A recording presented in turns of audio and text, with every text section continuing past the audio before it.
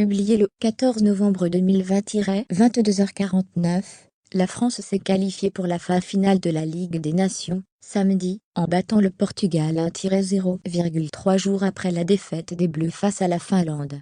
La France s'est qualifiée pour la phase finale de la Ligue des Nations en battant 1-0 le Portugal de Cristiano Ronaldo, tenant du titre, grâce à un but en deuxième période de N'Golo Kanté, samedi 14 novembre à Lisbonne. 3 jours après leur défaite surprise en amical face à la Finlande de -0, les champions du monde ont marqué les esprits par leur maîtrise et pris un ascendant sur les champions d'Europe en titre avant leur retrouvaille au premier tour du prochain Euro en juin 2021. Toujours une grande équipe dans l'Estadio da Luz à huis clos, les champions du monde français ont éclipsé le géant Cristiano Ronaldo et en même temps que les doutes qui ont suivi leur indigente défaite contre la Finlande de -0, mercredi en amical.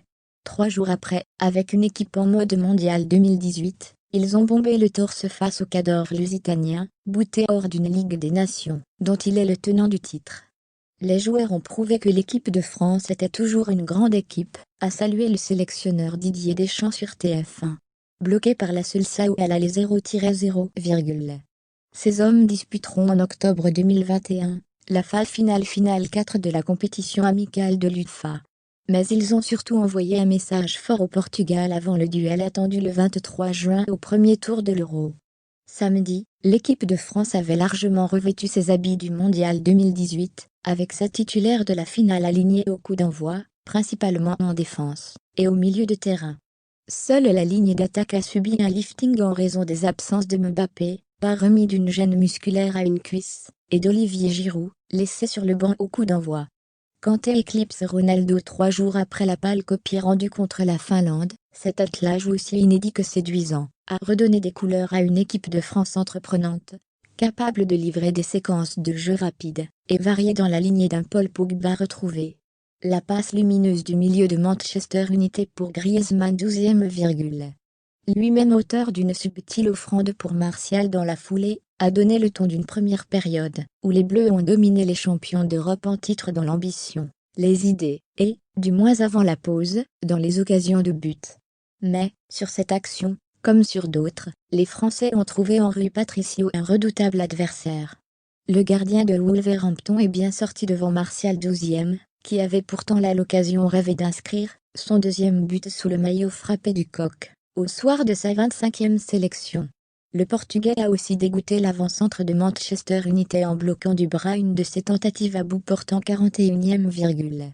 10 minutes après une tête de Martial repoussée par la barre transversale 30e point. Sur ce coup-là encore, les champions du monde ont mêlé talent et malice. Coup franc de Griezmann pour Raphaël Varane désaxé, tête du défenseur madrilène en retrait pour Adrien Rabiot, ciseau acrobatique du milieu de la Juventus que Martial dévie sur le montant. Sublime. Si les projecteurs ont longtemps été braqués sur Martial, la lumière est venue des pieds de Kanté, le discret milieu de poche converti pour l'occasion en renard des surfaces. Le joueur de Chelsea a bonifié un ballon relâché par Patricio 53e sur un tir puissant de Rabiot, s'offrant à 29 ans, le deuxième but seulement de sa riche carrière internationale. Le compteur de Ronaldo en compte beaucoup plus, 102 buts en 169 matchs internationaux, Mais le quintuple ballon d'or n'a toujours pas réussi à marquer contre les Bleus.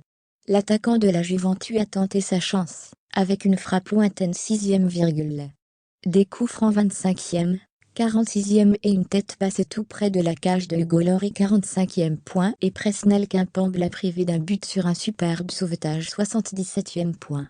Dans une seconde période haletante, les Bleus ont aussi été sauvés par leur poteau sur une tête du Lillois José Fonte 60e, et par leur gardien Hugo Lloris, impeccable sur une frappe de João Moutinho 75e point. Talent et chance, les Bleus étaient vernis.